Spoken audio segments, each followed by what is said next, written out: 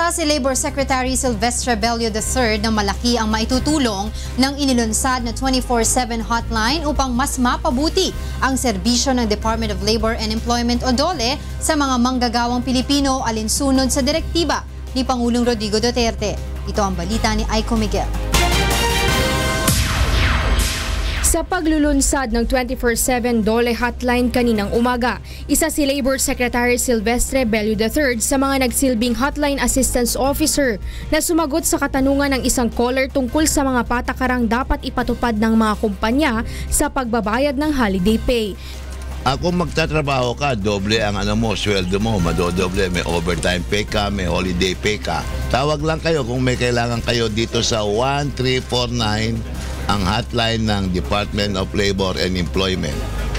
Okay po, thank you very much. Bukas ang DOLE hotline number na 1349, 24 oras upang mabilis na makatugon sa pangangailangan at katanungan ng publiko, partikular na ang mga manggagawa. Pwedeng problema, pwedeng suggestion, pwedeng mga proposals, lalong-lalo na affecting yung mga salaries ng mga empleyado, yung mga kalagayan ng ating mga kababayan na mga migrant workers, yung mga underpaid na mga empleyado, yung kung meron kayo nalalaman na katiwalian na nangyayari sa aming departamento.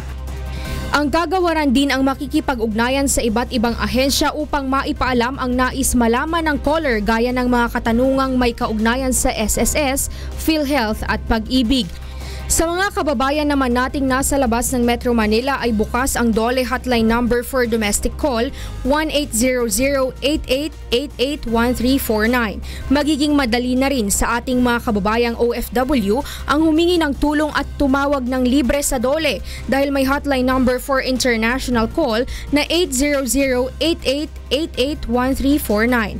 Anumang tawag na matatanggap sa hotline ay nakarecord sa 24/7 e-recording at e-tracking management system. May 40 DOLE employees ang magpapalitan kada shift at tatayong hotline assistance officers upang umasiste sa mga tatawag. Sasagutin ng kagawaran ang mahigit 100 tawag araw-araw, pati ang mga ilalapit ng ating mga kababayang OFW upang mas mapabilis ang pagtugon sa kanilang mga pangangailangan at masagip ang mga pinangangambaang biktima ng anumang uri ng pang-aabuso ng kanilang mga employer sa ibang bansa. Aiko Miguel, UNTV News and Rescue, Department of Labor and Employment.